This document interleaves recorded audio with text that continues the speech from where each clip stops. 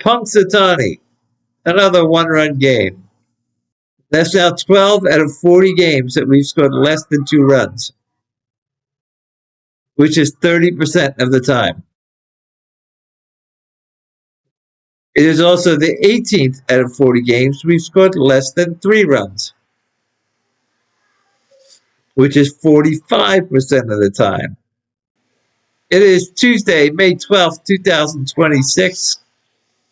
We are back home in Flushing, New York, and Citi Field. About to play 3 games against the school-less Detroit Tigers.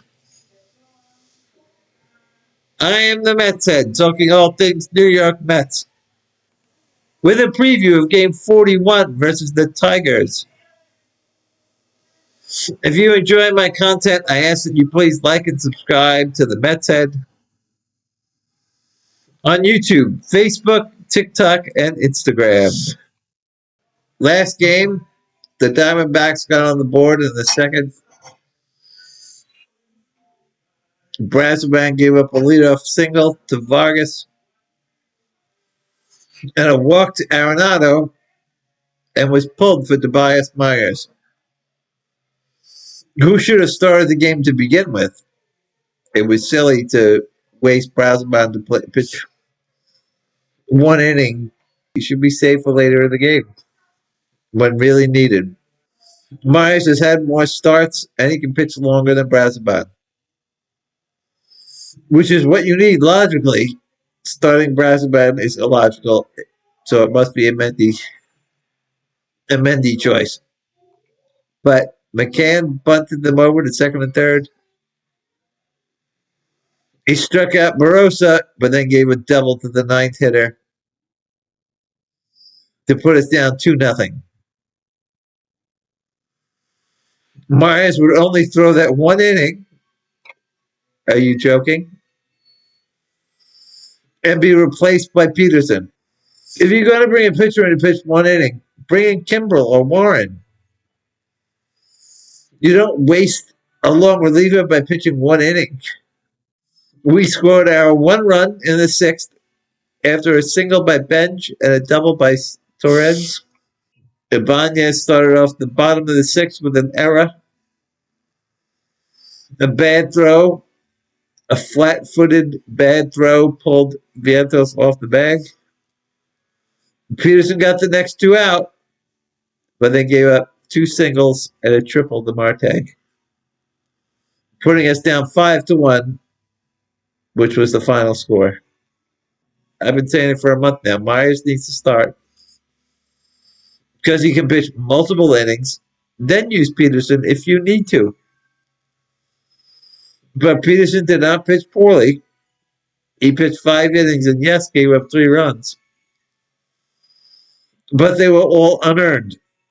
And he only gave up 4 hits in those 5 innings with no walks. Then Mendoza brought Minaya in to pitch an inning. He gave up no hits, pitched well. But you just wasted all your long relievers in 1 game. And 2 of them only pitched 1 inning. Makes no sense to me. Our record is now 15-25. We had 10 games under 500. Last place in the NL East. And 12.5 games behind Atlanta, who are back to the best record in the majors.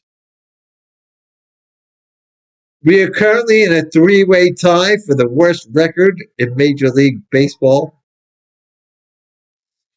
with the Astros and the Angels. But we have 2 games in hand. Detroit is 19-22, 3 games under 500, third in the AL Central, 2 games behind the Guardians. They have the 16th best record in the majors. 3 of their top 5 starting pitchers are injured. Verlander, Mize, and Skubal. On the mound for Detroit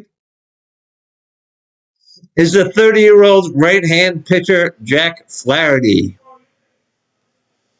He is 6'4", 225 pounds. Drafted by the Cardinals in the first round in 2014 as the 34th pick overall. Rodon was picked third by the White Sox. Schwarber was fourth by the Cubs.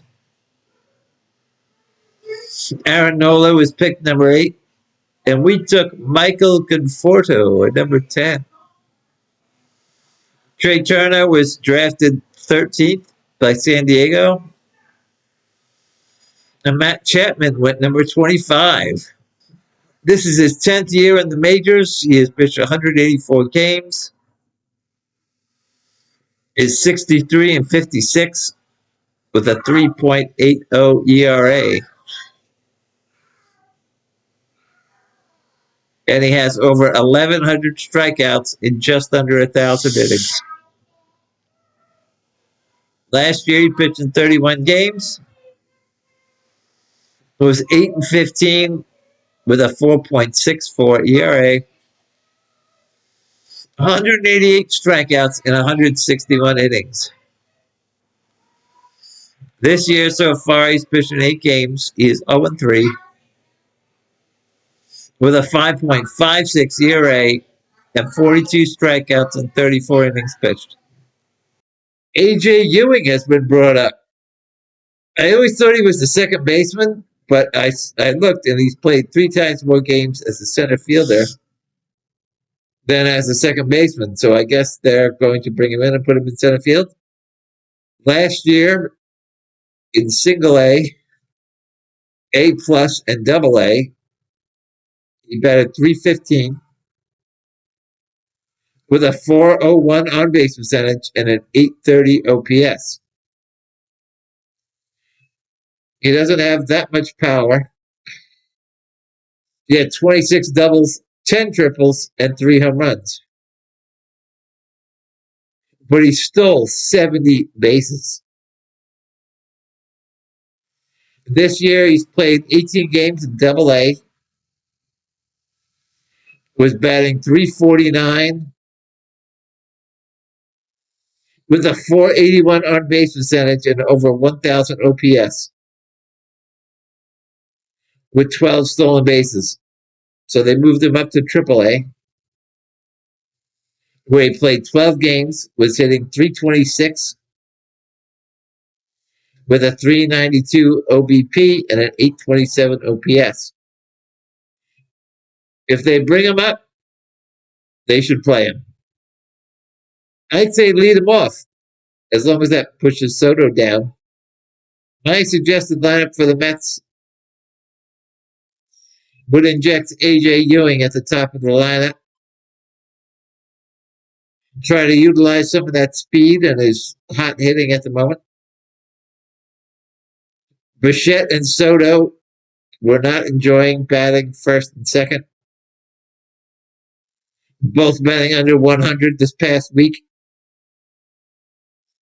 I would bat Bichette second. He is 7 for 13 against Flaherty with a double and a walk. Then I bat Soto third at DH. 2 for 11 against Flaherty with a double and 8 walks. Batting fourth, I'd probably put Francisco Alvarez at catcher. He's batting .294 this week, and he's 2 for 4 with a double against Flaherty. I think A.J. Benj has earned the 5th spot, batting .316 with an over 900 OPS this week. I'd bat Semien 6th. He's batting .300 this week. And it's 3 for 10 with a home run against Flaherty. 7th, it's debatable, but I think I'd put Beatty 7th. He is not doing well this week, batting under 200. But we do need a third baseman, and he's probably our best one right now. Then I bet Vientos 8th at first base. 0 for 6 against Flaherty. 167 this week. But he's a solid first baseman, I find. And ninth could be anyone really, but I would bet Melendez ninth or Beatty. Either way, I'd say Melendez because if Ewing is leading off, it's very likely we will pinch hit, and I'd rather pinch hit for Melendez than pinch hit for Beatty because I want Beatty to stay at third base. On the mound for the Mets is Freddie Peralta, the 29-year-old right-hand pitcher, originally signed by the Mariners as an international free agent in 2013. It has 9 years in the majors. He's pitched 213 games,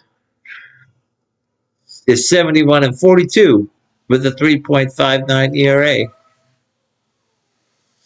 and over 1,100 strikeouts in 950 innings. Last year, Milwaukee pitched in 33 games, was 17-6 with a 2.70 ERA and 200 strikeouts in 176 innings pitched. His third year in a row with over 200 strikeouts. This year he's pitched in 8 games. He's 2-3 with a 3.12 ERA and 43 strikeouts in 43 innings. The Tigers have released their lineup. McGonigal is leading off and playing shortstop. He's batting 293 with an 831 OPS and 15 extra base hits. The right-hand hitting center fielder Veerling is batting second. Only batting 217 this year. The left-hand hitting Colt Keith is batting third at DH. Batting 304 this year with the 711 OPS. Riley Green's having a very good season, batting 317 with a 907 OPS. And 17 extra base hits. He's also batting 476 this week with an over 1,200 OPS. Watch out for him. Dingler is batting fifth. The right-hand hitting catcher is batting 232 this year. 14 extra base hits. Then they have the switch hitting Perez at right field, batting 169 this year with a 492 OPS. Then they have Gage Workman at third base, batting seventh. The left-hand hitter has had limited at-bats, but is batting 500 so far this year. Torkelson is batting eighth. The right-hand hitting first baseman is not having that great of a year. He's batting 211 and 136 this week. Two-time 30 home run hitter. Should not be. I'm surprised he's batting that far down the lineup. And batting ninth and playing second base is the left-hand hitting McKinstry, who is batting 179 for the season. 0-7 for the week, and is 0 for 7 against Peralta. I'm surprised he's playing. The Mets have released their lineup. Leading off is Carson Bench. Not that thrilled about it. We tried that before. It didn't really work. He was doing well in the middle of the lineup where we're having the most trouble with hitting. I really think A.J. Ewing should be leading off. Bo Bichette batting second. 7 for 13 with a double against Flaherty. Perhaps he will hit better also now that Soto is batting behind him. Soto is batting third after doing terribly in the leadoff spot. I do not like Vientos batting fourth at this point in time. He's only batting 231. He's batting 167 this week, and he's 0 for 6 against Flaherty. Recipe for disaster. MJ Melendez is batting fifth, batting 271 this year, 852 OPS. And then Beatty's batting sixth, I don't understand the purpose of betting. There's two lefties in a row. Beatty also should be betting lower because he's only betting 207 and 188 for the week. Marcus Semien, one of our hottest hitters at the moment, was pushed down the lineup to seventh. He's batting 300 with the close to 900 OPS this week. He's also 3 for 10 against Flaherty with a home run and a walk. Why push him down makes no sense. Let's put all the worst hitters in the middle of the lineup. AJ Ewing batting eighth in center field. I mean, the guy is seeing the ball really well, and he stole 70 bases last year. Where should you bat him? First makes more sense, not eighth. And Alvarez, our third hottest hitter for the week, is batting ninth. I mean, I like Ben's batting after Alvarez, but the two of them should be batting 4 and 5, not 1 and 9. Mendez making another silly lineup. Some people say, "Oh, Stearns is making the lineup." There's no way Stearns is making the lineup when all the numbers point one way, but the lineup points at the other. Stearns is a numbers guy. He would play by the numbers. I'm not too confident with the middle of our lineup, 4, 5, 6. Perhaps the other guys will get it together. And we'll score more than 2 runs. So let's go, Mets go. Until next time, I'm one gone.